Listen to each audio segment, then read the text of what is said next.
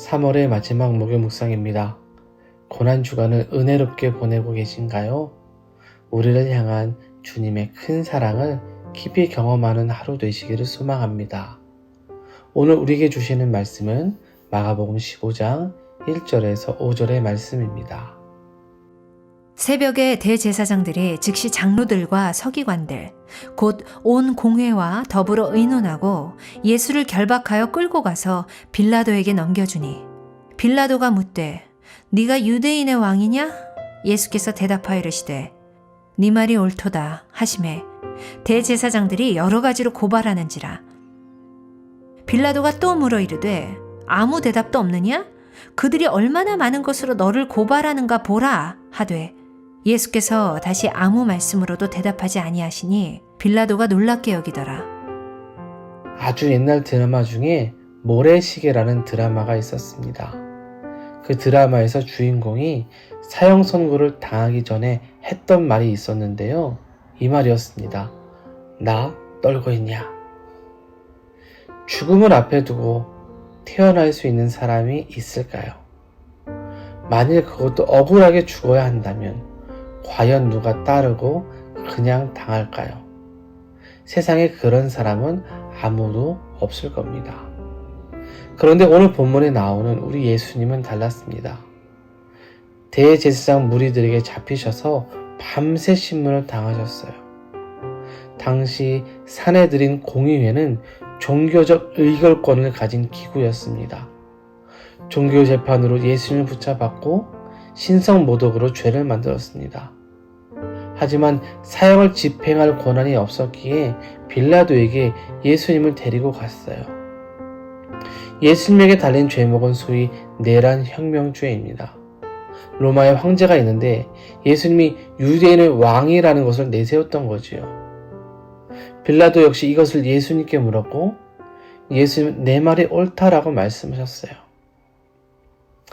대제사장들에게 있어서 예수님은 자신들의 종교적 위치와 기득권을 가질 수 없게 하는 눈에 가시 같은 존재였습니다. 그러니 어떻게 해서든지 예수님을 죽음으로 몰고 가야 해요. 그래서 갖가지 죄의 명목을 만들어서 빌라도에게 고발을 합니다. 그런데 예수님의 반응이 이상해요. 빌라도가 묻고 또 묻지만 예수님은 아무런 대답도 하지 않으셨기 때문입니다.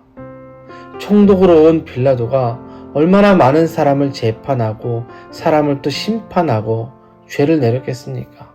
또 죽였겠습니까? 그 수많은 사람들이 빌라도 앞에서 자신의 죄를 변호하고 무죄를 주장했음이 분명할 겁니다. 그런데 예수님은 대답하지 않으세요.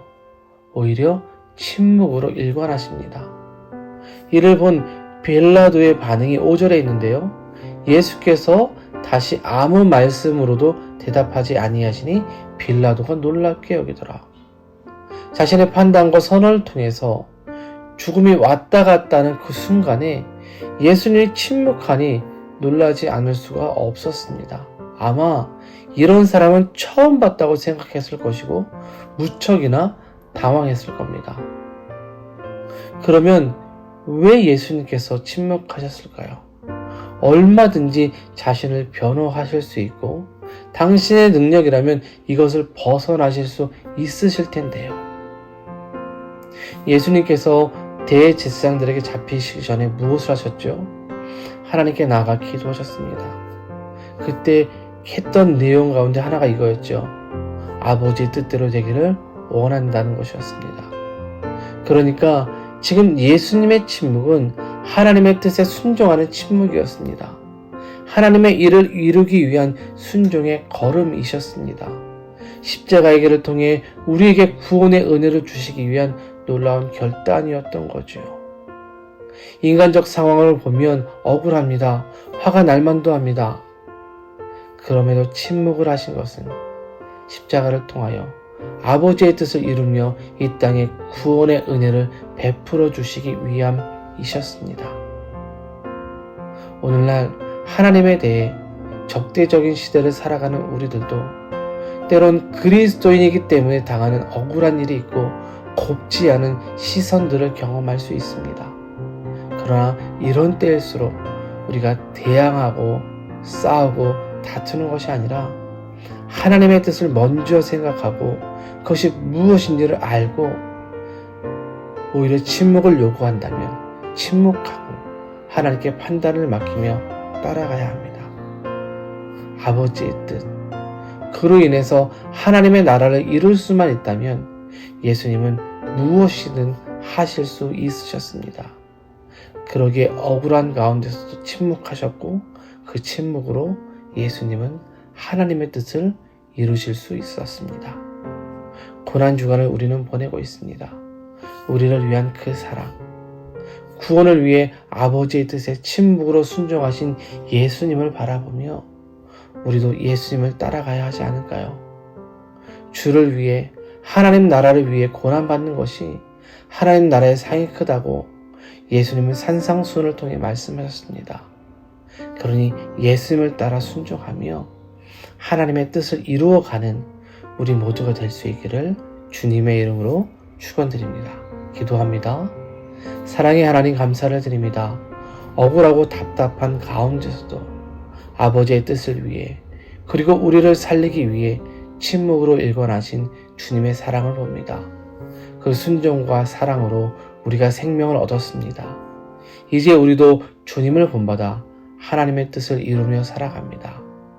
하나님을 위해 침묵하며 순종하기를 결단하오니 우리의 믿음이 흔들림이 없도록 힘을 주시고 의를 위해 살아가는 우리 성도들에게 하늘의 놀라운 축복과 상급을 내려 주시옵소서.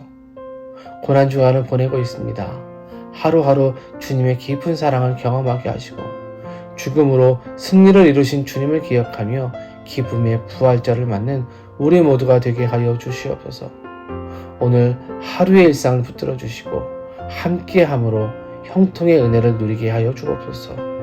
엎드려 구하는 모든 것에 응답을 주시고 우리 성도들의 고민과 아픔을 회복시켜 주옵소서. 예수님의 이름으로 기도드립니다. 아멘.